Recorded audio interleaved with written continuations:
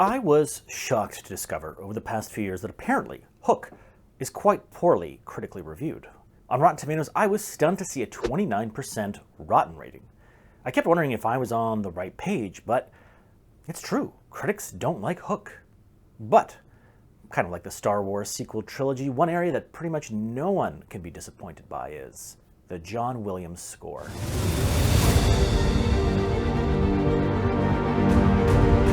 Welcome to Popcorn and Vinyl, the show dedicated to films, film score, and vinyl. If that's up your alley, consider subscribing and giving the video a like, as that helps out the channel. I think many people had Hook on their wish list for vinyl represses. It was teased for quite some time, and finally Mondo released Hook for its 30th anniversary. And I think as a label, Mondo really is the perfect choice for this re-release. The way they take fun elements from a film and craft it into a unique release is the perfect match for a film that explores childhood wonder with such a rich and colorful world. This release features the original soundtrack track list, with this album being produced and edited by Mike Matessino, pressed onto 180-gram Hook vs. Pan vinyl with new artwork by Devin L. Kurtz. This was a no-hesitation purchase, just stunning presentation. The artwork is very striking. I love this style. The colors are so rich, and the color palette just instantly makes me think of the film. Every inch of this jacket is gorgeous. Now, Robin Williams is noticeably absent from the artwork, and I think that might have been a deliberate choice. Perhaps it was out of respect to the late actor, or even maybe a choice to avoid red tape, as often artwork approval requires the buy-in of lots of different stakeholders, including potentially the Williams estate.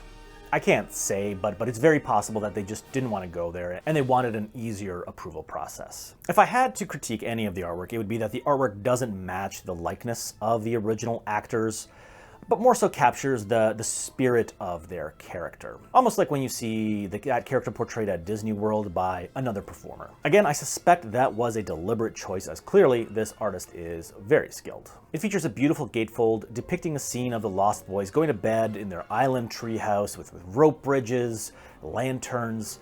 It's basically this ultimate representation of childhood fantasy. The back cover has this great image of Rufio framed in the Hook.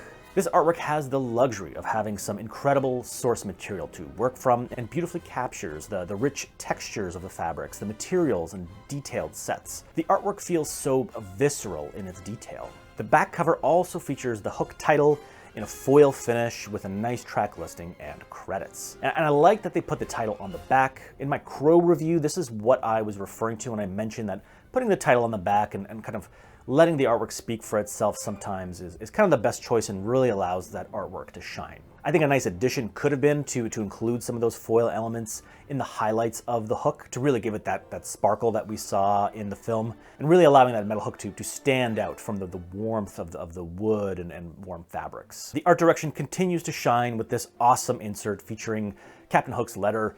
When I received it, I legitimately looked up to see if I can buy Captain Hook's dagger so I could display this properly with the dagger stabbed into the wall. I think I caught a typo though, where there's no space in between Spielberg and Drifted, so maybe that will make this worth more money one day? Who knows? The liner notes by John Takis gives us some great insight into some of the background of the development of the film and how it was originally envisioned as a musical, with Williams even writing some songs, and some of them actually appearing in this film, forming the base for some of the key themes and melodies. The liner notes really do give a brilliant summation of the score. The album was released on standard black, as well as the Pan vs. Hook variant, which I think turned out brilliantly. These colors, really capture those characters and bring out the vibrancy of that film. Pressing is great. The tracks have this tremendous speed and agility. You just feel this taut pluckiness.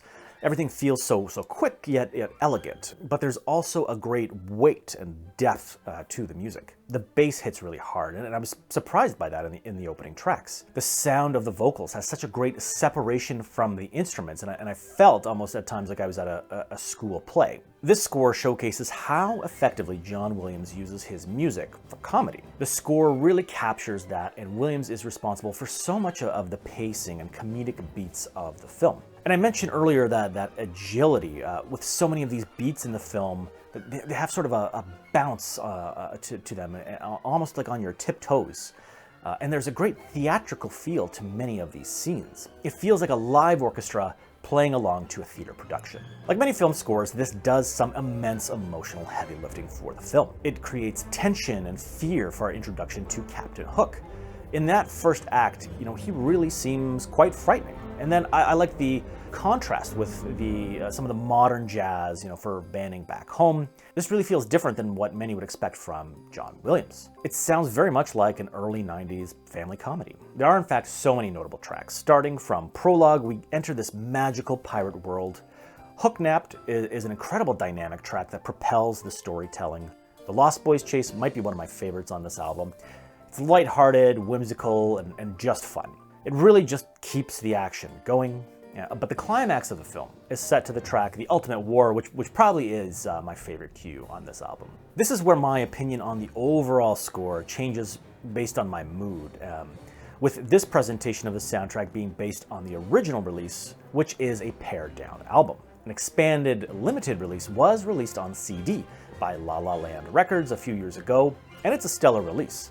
Stellar in that it's more complete, better sounding than the original, but still has some omissions. John Williams himself was involved in the 3-year production of that album, and Williams ended up omitting some tracks that he deemed redundant or didn't fit the cohesiveness of the overall album. So we still don't yet have a complete score.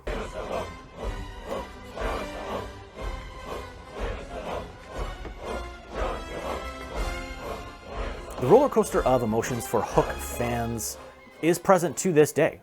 So Mondo releases this beautiful soundtrack. It sold out quickly and legions of fans were left disappointed. Then shortly afterward, Music on Vinyl released a pre-order for a 3-LP expanded Hook soundtrack. Beautiful. If you missed the Mondo release, then you can get this one. Some fans even choosing to double dip, while others may have had some buyer's remorse, thinking that they would have preferred to just get the expanded release. This expanded set looked identical to that La La Land CD release presentation, so you could just sort of assume you knew what you were getting in terms of maybe the music quality, because they did not give any details about any new mastering or new rework, so likely it was sourced from the same material. Either way, people rejoiced, they sent their money to Neverland, and Neverland is where their money remains, because another blow struck. All of a sudden, Music on Vinyl seemed to indefinitely postpone their release. Not a lot of information was given. People were given the option for a refund or to wait until there was more information. Almost a year later, that listing doesn't appear on their website anymore. Lots of info online has been stripped away, leaving fans to wonder what's going to happen. This whole situation is just odd. In the perfect world, I think Mondo would have gotten that expanded release. They could include another fun colorway on that 3rd LP. Their team could handle the newly released material, and Music on Vinyl would get the basic score released with that original artwork. That to me just made more sense. There's just such a thirst for more Hook music. You have legions of movie music geeks with their hands held out with stacks of cash, and something keeps getting in the way of getting that music that we so desire. But in the end, this is a tremendous release. This was very high on my wish list, and I feel very fortunate to get a copy. And I know lots of people missed out, and it was such a greater blow with the potential cancellation of that 3-LP version. And I want to bring some joy to a true fan. So I went ahead and secured another copy of this, and I'm giving it away. So, to enter, you need to be a subscriber to the channel and leave a comment on the video telling me which soundtrack you would like to see an expanded or complete release of. Then click the link below to see all the giveaway rules and all the bonus entry options. This is not affiliated with or sponsored by Mondo, Sony, YouTube, or any other entity. I just bought a copy and I'm giving it away. A random winner will be selected by the sweepstakes tool. I'll ship it to wherever you live, but just note there might be duties or something depending on any limitations in your individual area. I'm just really hoping that this goes to a fan, that if you win it, you keep it, but ultimately what you do with it is up to you, and it does go to a random winner.